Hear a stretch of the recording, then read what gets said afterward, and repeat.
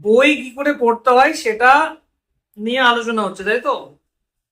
দেখ, সবসময় যে তোকে একটা বই কিনেই পড়তে হবে এমন কিন্তু নয়। হুম? বই কিনেই পড়তে হবে এমন কিন্তু নয়। তুই অডিও বুকও শুনতে পারিস। অডিও বুক শুনলেও তোর কিন্তু পড়া হবে, এমন নয় যে হবে না। এবার ডিপেন্ড করছে যে বইটা কিরকম বই। খুব সিরিয়াস টাইপের বই হলে অডিও বুকে কিন্তু হবে না, ঠিক আছে? তোর সিলেবাসের বই আছে ধরে নে, এবার সেখানে তোকে ম্যাথ প্র্যাকটিস করতে হচ্ছে, কি ফিজিক্স প্র্যাকটিস করতে হচ্ছে, বা কেমিস্ট্রি প্র্যাকটিস করতে হচ্ছে, শুধুমাত্র অডিও বুক পড়ে কিন্তু হবে না। বাট যদি গল্পের বই হয়, উপন্যাস হয়, ঠিক আছে, তাহলে কিন্তু সহজেই তুই কি করতে পারবি, অডিও বুক শুনতে পারবি। অডিও বুক শোনার একটা ভালো উপকার হচ্ছে এটা, যে তুই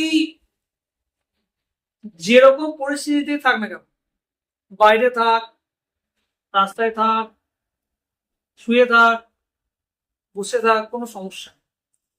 যে কোনো সময় তুই কিন্তু বইটা শুনতে পাচ্ছিস অডিও বুক।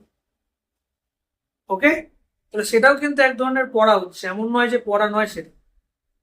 2 নম্বর হচ্ছে এটা, যে অত বই যদি কিনতে না পারিস তাহলে কি করবি? সেক্ষেত্রেও কিন্তু অডিও বুক খুব অ্যাফোর্ডেবল হবে। ওকে,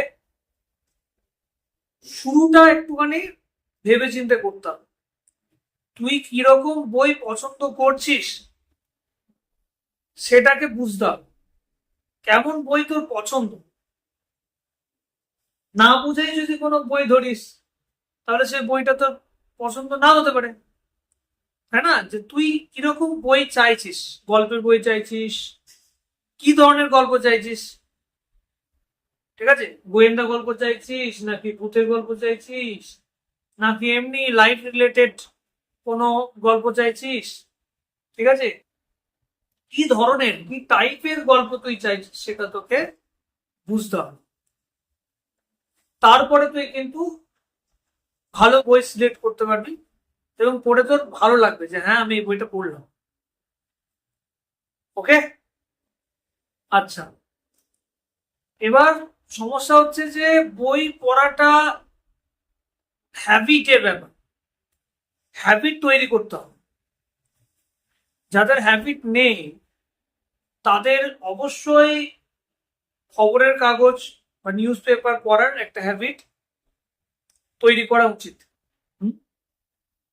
যাতে করে সে নিয়মিত বইটা পড়তে পারে। নাহলে একটা বই কিনলি, এবার সেই বইটা তুই পড়তে পড়তে মাঝখানে কোনো একটা জায়গায় ছেড়ে দিলি, ঠিক আছে? এইরকমই হবে, কারণ তুই মাঝ পথে ছেড়ে দিচ্ছিস গল্পটাকে। সেটা কেন হয়? সেটা যে শুধুমাত্র গল্পটা পছন্দ নয় এই জন্য নয়, তোর কনসিস্টেন্সি নেই।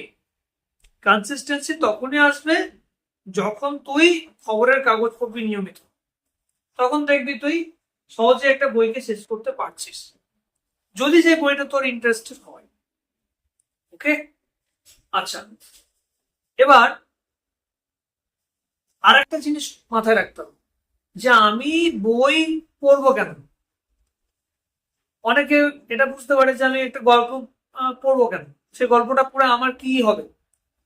যত আমরা বই পড়বো, যদি আমরা নিজেদের মাতৃভাষার কথাই বলি, তাহলে কি হবে, আমরা ভাষাতে দক্ষ হব, কথা বলতে দক্ষ হব,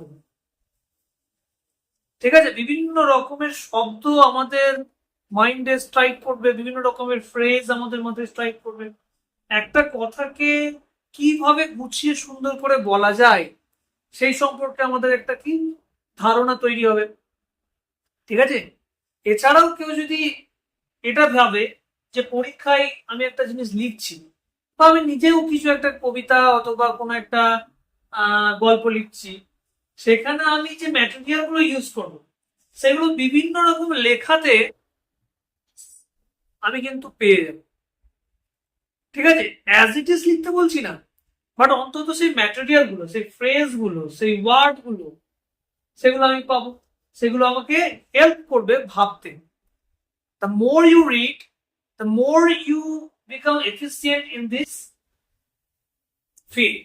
ওকে, তাছাড়াও আমরা যদি সেলফ হেল্প বুক বলি, যেগুলো আমাদের পার্সোনালিটিটাকে ইমপ্রুভ করার জন্য আমরা ব্যবহার করি বা পড়ি, সেই বইগুলো আমাদের অবশ্যই পড়া উচিত।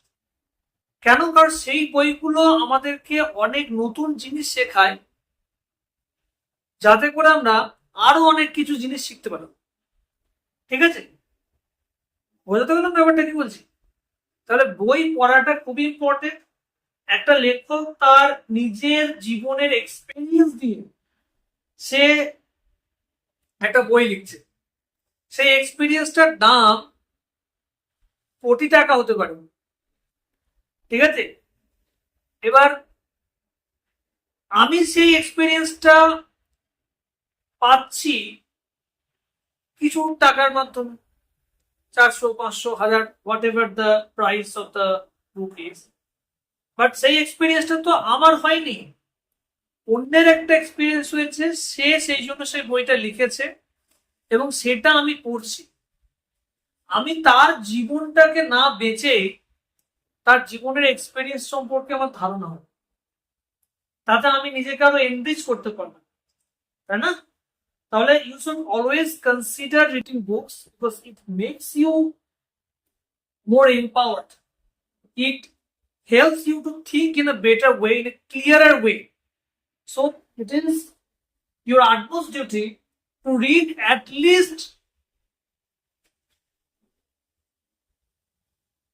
some important books so that you can have a good understanding about life.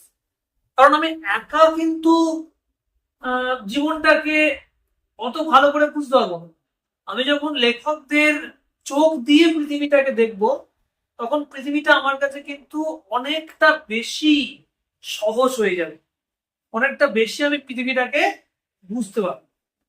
নাহলে আমার পক্ষে এই মুক্তিতে অত কিছু সত্য বার করা সম্ভব নয়। অনেক জিনিসই আমার চোখ থেকে কি এড়িয়ে যেতে পারে, দেখা গেল তার চোখে সেটা ধরা পড়েছে, সে সেটা নিয়ে বইটা লিখেছে। আমি যদি সেই বইটা পড়তাম, আমি যদি সেই গল্পের বই হোক বা উপন্যাস হোক সেটা পড়ি, তাহলে আমি সেই জিনিসটা জানতে পারলাম। That's why you should read books. Okay, moreover your knowledge also grows as you keep reading various types of books. তোমার জ্ঞানও তো বাড়বে না?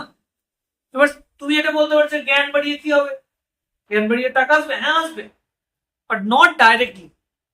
ডাইরেক্টলি আসবে তোমার লাইফের বিভিন্ন মোড়ে।